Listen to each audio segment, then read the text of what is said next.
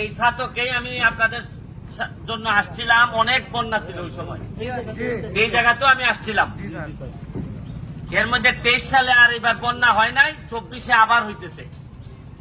আল্লাহ জানে যে আরো 2-3 দিন যদি বৃষ্টি হয় চেরাপুঞ্জির দিকে বা ইন্ডিয়ার দিকে, তাহলে এখানে আরো বাইশে যাইবে। আমি 22 সালে যেভাবে আইসলাম, এই সময় শুধু ব্যারিস্টার হিসাবে আইসলাম আপনারা কেন, আর আজকে 24 সালে আমি ব্যারিস্টারের সাথে সাথে আমি একটা এলাকার এমপিও। এখন আমার কাছে মনে হয়েছে আমার এলাকা তো 3টা ইউনিয়ন বাংছে 10টা ইউনিয়নের মধ্যে। এখন আমি আইয়া পড়ছি একটা নৈতিক যুদ্ধের মধ্যে পড়ছি। একদিকে আমার এলাকার মানুষে কয় যে তুমি তোমারে ভোট দিছি, তুমি আমার এলাকাতে হয়ে যাও।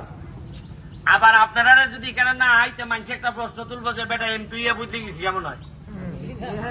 এখন আমি কেন আইসি যে সবচেয়ে বড় কথা হইলো যে ত্রাণ লইয়া আসারটা এটা বড় না, বড় হইল গিয়া সারা বাংলাদেশে বিশেষ করে মাননীয় প্রধানমন্ত্রী জননেত্রী শেখ হাসিনারে আমি দেখাইতাম আইছি যে এইভাবে যদি চলতে থাকে বছরের পর বছর সিলেট সুনামগঞ্জে যদি এইভাবে বন্যা হয়, তাহলে সিলেটের বেশিরভাগ সুনামগঞ্জের বেশিরভাগ মানুষ অর্থনৈতিক ভাবে ধ্বংস হয়ে যাবে।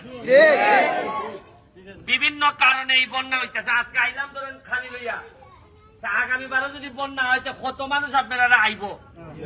নিশ্চয় আমাদের কোনো না কোনো জিনিস আছে যে কারণে এইবার বন্যা ডেলি বছর বছর হইতেছে। কোন একটা কারণ তো আছে।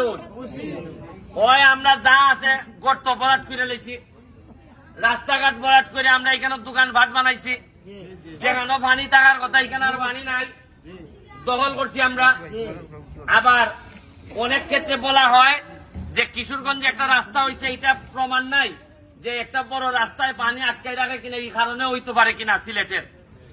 এখন আমি আইছি আপনাদেরকে সারা বাংলাদেশে দেখাইতাম যে কিভাবে পানি উঠতেছে মানুষের ঘরে ঘরে। আর এখন সময় আইছে যে দল মতের ঊর্ধ্বে উঠে একজন শাহজালালের উত্তরাধিকার মনে করে সবাই একসাথে বসে এই সমস্যার সমাধান করা। এখন সমস্যার সমাধান আইলে আমি যদি বই দেবে না বা আমি সরকারি দল আর তাইন বিরোধী দল, তাইন অমুক দল তমুক দল, ইতার সময় উনকা না, এই ভুঙ্গাভুঙ্গির সময় এখন না। এখন মানুষের ঘরে ঘরে খানি ফাটানির সময়। আর ইতার আসল সময় ভুঙ্গাভুঙ্গি করেন দেখতে মানুষের নেতা হলে বেশি দাম দেয় না। উনকা আমার লোক পানি পায় না, আমার লোক খানি পায় না, উনকা খের দল যে খানি লিয়ে আইব হচ্ছে আমার আপন মানুষ। আমি ওইটাই কইতাছি যে যারা তরুণ ইয়াং আছে তারা কইরে ভাই, মানুষ এখন মানুষ দেখতে চায় তোমার রক্তের মধ্যে মানুষের সেবা করার উপাদান আছে।